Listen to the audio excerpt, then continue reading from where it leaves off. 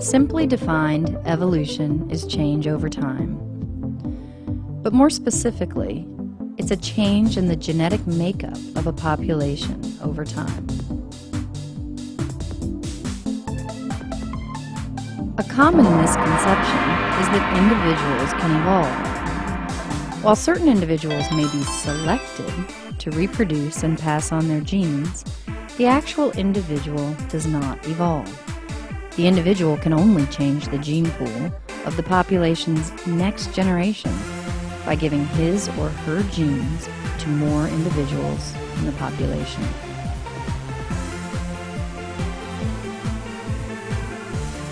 Genetic frequencies change over time because some individuals pass on more of their genes by reproducing more.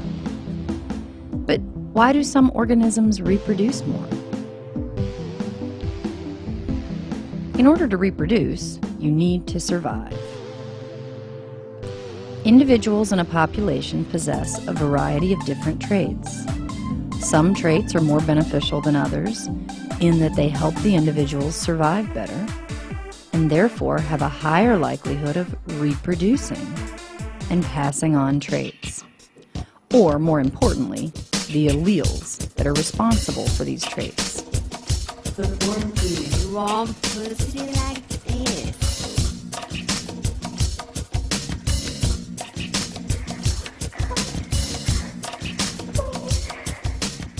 We measure reproductive success in terms of fitness.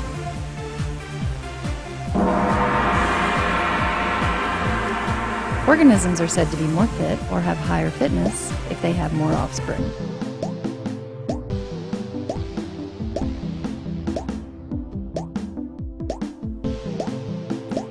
Natural selection is just the selection of more beneficial adaptations to be passed on to successive populations. An adaptation is any feature that confers a survival or reproductive advantage on its bearer. In this example, purple coloration is an adaptation that serves to camouflage certain individuals and protect them from predation.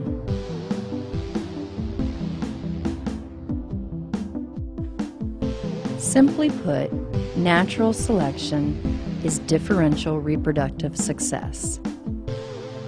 Hummingbirds compete for nectar. They often compete very fiercely for limited resources. Natural selection will favor individuals that are more efficient at getting nectar. In an environment with long flowers, having a long bill is an advantageous trait.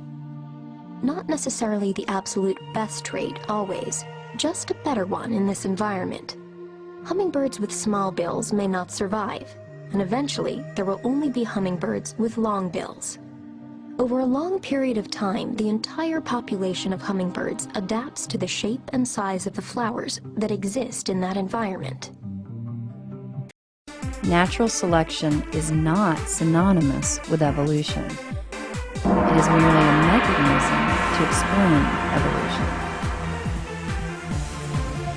Populations can also evolve through genetic drift, whereby sometimes a population's genetic makeup is not a product of selection, but rather random or chance events. Some traits do not confer any sort of advantage or disadvantage. They just get passed on randomly and sometimes stick around. A bottleneck effect occurs when a population is drastically reduced in size. Only the individuals who survive the constricting or bottlenecking event can pass on their genes. Therefore, by random chance, certain traits could increase or decrease in the population in the next generation.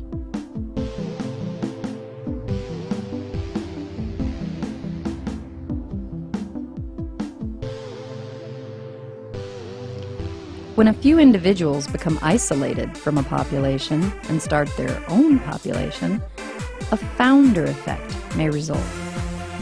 In these cases, the gene pool will not likely be as varied as that of the parent population, and the frequencies of certain genes may change.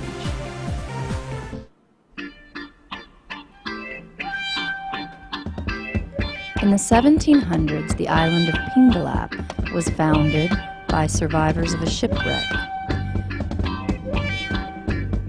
One of these survivors was an individual with an inherited form of complete colorblindness.